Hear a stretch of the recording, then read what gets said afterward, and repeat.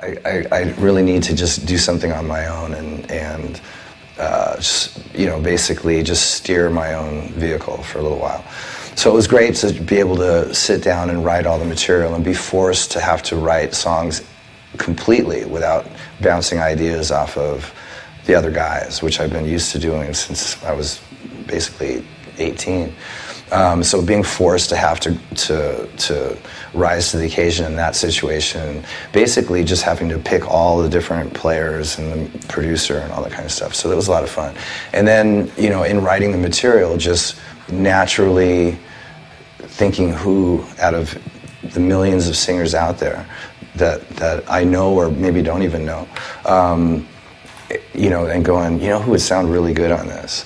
It's a wacky idea, and it was really setting myself up to fail, considering, you know, I got to go out and call these people and get them to sign on. And writing and recording a song is a process, and to be able to dedicate yourself to doing that, it's different than just doing some session work for scale. You know, you got to get involved. So it was really, you know, one of those things where I called up the people that, you know, I wrote all the material and came up with 75% of who I wanted to sing on each song.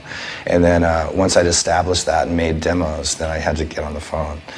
And I started with the people who I'd known the longest, which were, you know, Alice Cooper, Ozzy, Iggy, Lemmy, and Ian Astbury.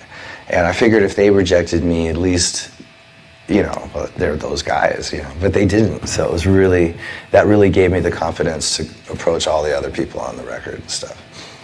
I mean, the Iggy Pop session was he was the first guy to come down there, and he basically set the pace for the rest of the record, because the process was so stripped down and simple. And I just, at that point, I was like, the record never need be any more complicated than this, you know.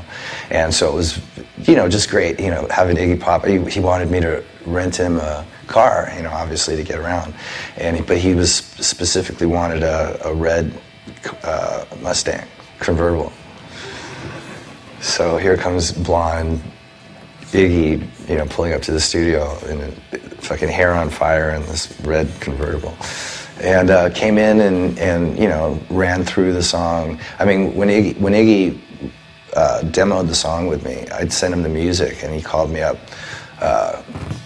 like a week later, and he goes, "Okay, Slash, check this out," and he put the phone down, and you could tell it was a regular landline type phone, and put it down on the table, and you hear him walk across the floor, and he took the CD that I'd sent him and he put it in the boombox and then turned it all the way up, and then he sang the whole song at the top of his lungs in the middle of the room.